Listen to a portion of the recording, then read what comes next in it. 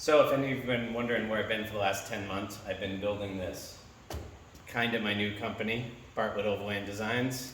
And we just built this amazing van for my good friend John Rior behind the camera here. Give you a quick walkthrough. We have an awning, lighting, underneath, power steps to help get into this massive vehicle on 33-inch tires.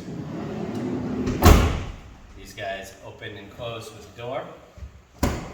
The reason why the lights are full bright is they're LED lights and the camera doesn't like when they're dimmed down, it flickers. So these all dim down to a nice warm glow so you can adjust them all independently. Let's go inside.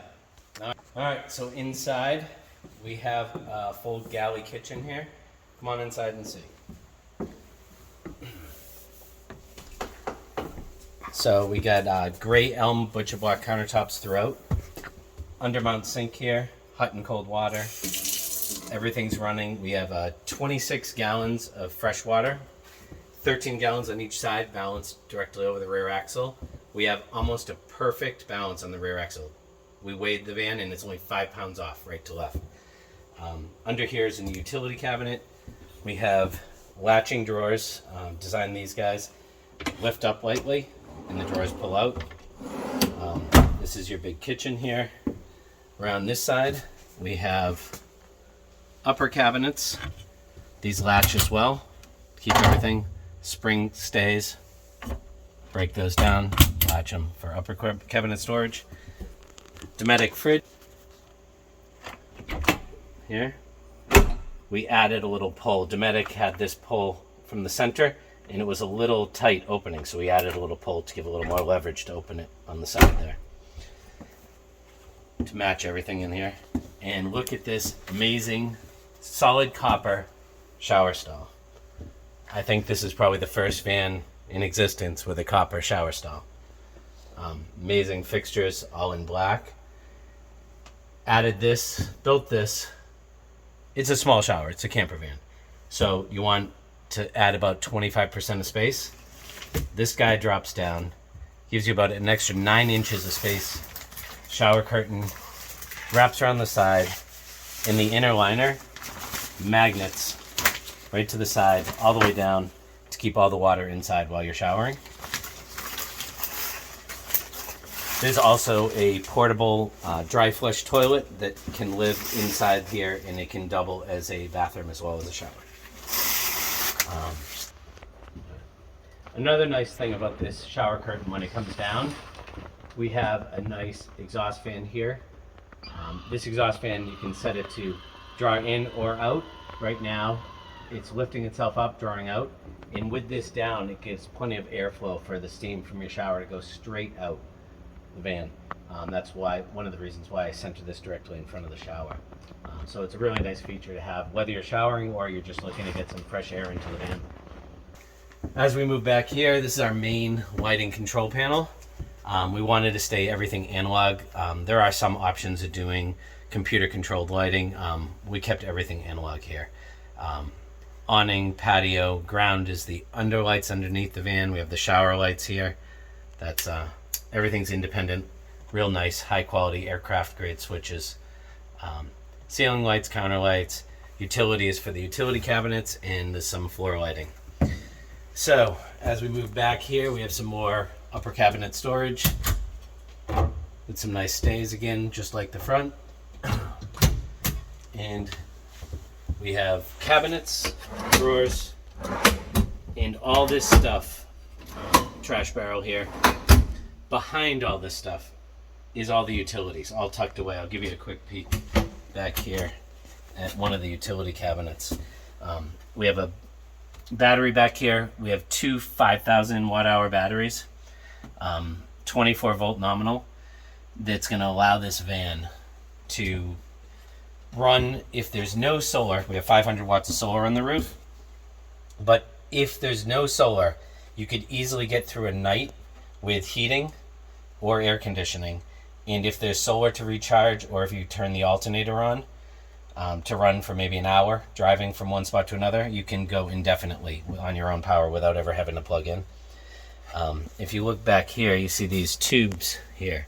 I'm not going to get into the full details on that, but the entire floor system is radiant hydronic flooring for heating. So the flooring system, it's all hydronic floor heat. I sandwiched that down. This is luxury woven vinyl flooring, marine grade. The floor is soft underfoot and incredibly warm. So camping in this in cold weather is amazing.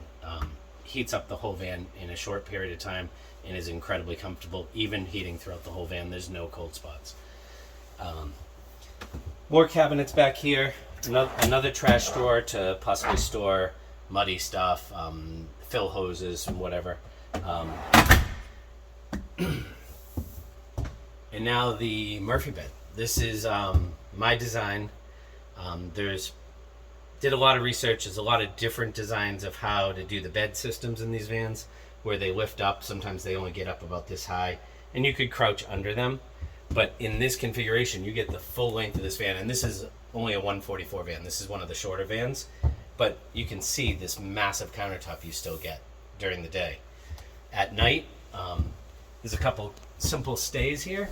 You release these, matching butcher block for the countertops. Store those away. This lowers down. The back of the van tapers in, so there's a little triangle pops out there to support the back corner of the bed. This guy comes down and had this mattress custom made. It's a tri-fold. This guy opens up and you tuck it in. It is a full queen size mattress. It's 60 inches wide by 80 inches long, minus a little couple corners in the corner of the van. But this is a queen size mattress in a 144 Sprinter van. It's pretty amazing, super comfortable, memory foam mattress. And if you can see around in the corner here, places here extend the side of the van that allows you to sleep sideways. When the bed is folded up, this area here is still plenty of room to store your pillows, bedding, sheets, and stuff. You could stack in there, and I'll show you how this mattress goes back up. Fold that up, flip your mattress up into place, lift this up partially. You could also flip this, jump on the bed and flip that triangle over, but it's just as easy to walk under it and fold it over. That goes back up. You take your stays, boom, pop that on.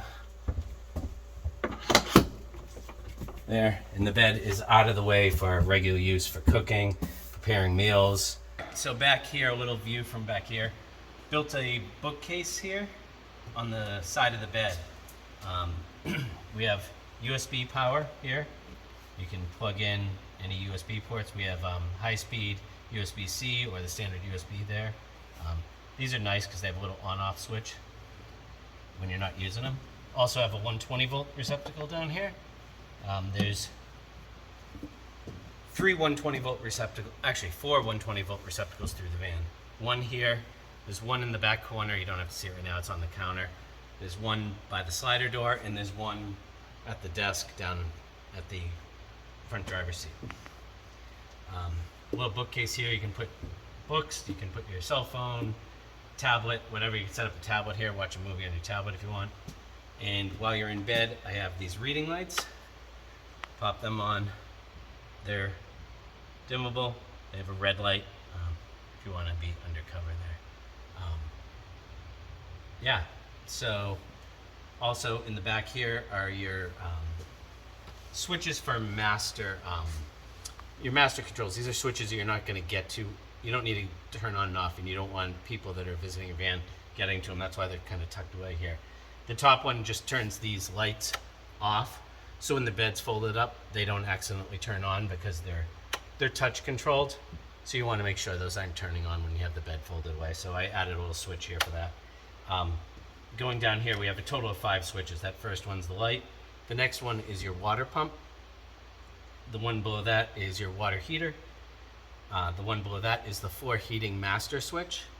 And below that is your inverter. So almost everything in this van is running 24 volts nominal, which is the most efficient way to run stuff. We have a massive pneumatic air conditioner up here, 24 volts.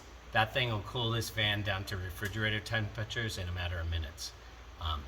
So you can be off-grid camping in this thing, 100-degree weather, and you're staying nice and cool in here on your house batteries, van power.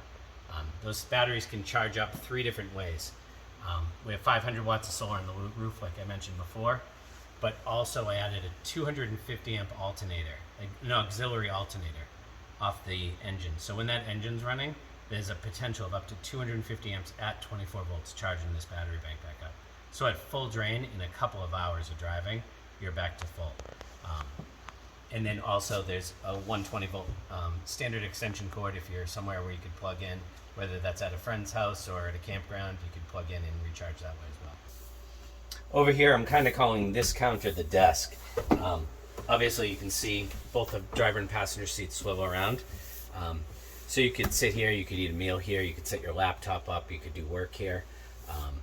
And we added, and I think this is kind of a one-of-a-kind feature, a pocket window here. There's a window on the outside of the van. It looks like the window goes your standard length, which would be right behind this whole shower unit. But this is a sliding window. We blacked out the back side of that. From the outside, you only see this one small window. And this window slides open right behind and gives you a massive amount of air. I'm not going to show it in this video, but we also have blackout shades that go around every one of these windows, including here. And they also made us a screen, an insect screen that magnets on and covers this. So you can have that window open, mosquitoes outside, nothing's coming in.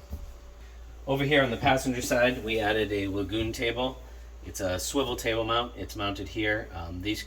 These base brackets could be added elsewhere in the van if wanted, but this table swings over. It's height adjustable, swivels, so the passenger has a place to eat, work. Also, this thing can be swiveled over, brought over to the countertop, loosen a couple quick brackets, bring this up to countertop height, and this extends this already massive countertop even more, so if you needed more prep space. Also, this slightly swings outside, so you could lower this down and it could act as a table while you're outside cooking, camping, whatever you're doing. All right, so while you're camping, you're going to be filling 2 gray water tanks. There's one tank on this side of the van that will serve the shower. That gray water tank is inside the heated space, so you could camp cold weather. And the ease of emptying this tank is right here in the passenger side footwell. There's one lever here. You can hook up a drain hose right to here, pull this lever, and it drains. You don't have to get upside down under the van to do that. On the driver's side, again, in the driver's side footwell, you have a drain here. Hook your drain hose up here, pop that lever up. That'll drain your gray water for your shower. So over here, this is your fill for your water fill. You'll see I have 2 inlets here. This white one is how you fill your fresh water. You simply unscrew this. We have a hose with a 90-degree. You pop that on, fill that. This here is a breather. That's going to allow air out of the tank. That allows the air out of the tank on the driver's side. The passenger side has a vent that goes up through the roof and is underneath the solar panels. It allows balancing of the water. That's how you fill. If you wanted to not fill your tanks and say you were at a campground or at a house, you could hook just a garden hose up to here, this blue one, and run off your house water pressure to feed all this stuff. In addition, while you're camping and you have your pumps on, you could hook a garden hose up here and hose off muddy mountain bikes or whatever you have outside here with fresh, just cold water on the side. This single point here for filling the fresh water not only fills the 13-gallon freshwater tank on this side, but the 13-gallon freshwater tank on the other side. There's no need to fill both tanks independently. One point fills both tanks. In addition to that, 2 13-gallon tanks, the water heater holds 3 gallons, and there's about a half a gallon in the expansion tank, which gives the total capacity of about 30 gallons. So as you can tell, this Sprinter van's a little taller than your most. We did a 2-inch lift kit, a Van Compass lift kit on there, added these 33-inch BFGs. In doing so, we needed to do a little modifications to allow some more room in the wheel well. Not only did I rake back the original mud flaps here to gain clearance, we added these massive additional mud flaps to keep mud spray and keep the side of this beautiful van clean. We did that both here in the front, and we added an extended flare here in the back as well. People behind you will appreciate that. So this van, with all the amenities in it, everything, all these cabinets were handmade, all out of aluminum. Lightweight aluminum, but no vibrations. We sound dead in the back of it. This entire build, with the lift kit, everything, came in well under 8,000 pounds, which is pretty amazing for a van with solid wood countertops and all these amenities in it. This van drives amazing driven down the road. It drives more like a car than a truck. So I think my friend John is going to be very happy with this van. Happy travels, John.